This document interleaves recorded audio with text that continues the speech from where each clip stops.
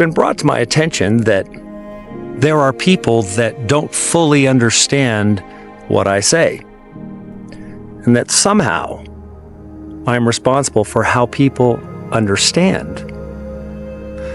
Well, this is the very dangerous thing that you're going to see taking place a lot. And this is why I'm bringing it up. Because we are going to be held accountable for our words, even if our words didn't say what a person did, but our words encouraged them to do it.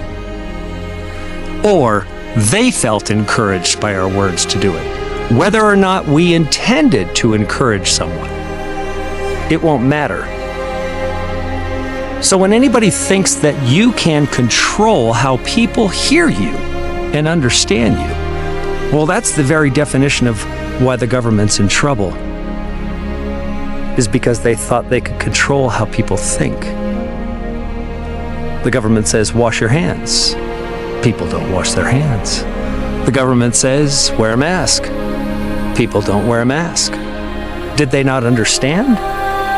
Was it just a misunderstanding? We make our statements with our intent behind them, and we make our intent clear. My intent has always been clear, for you to hear the truth about Christ in you.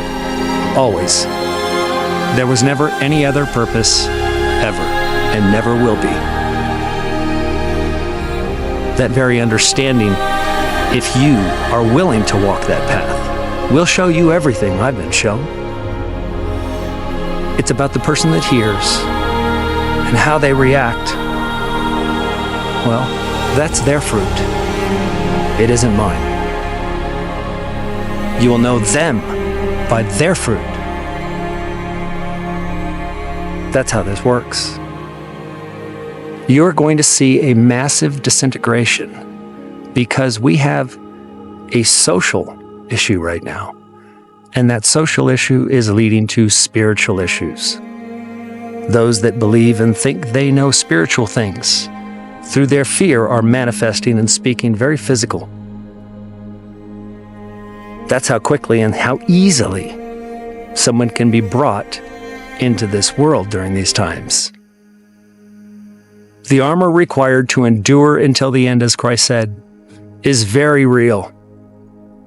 Very real.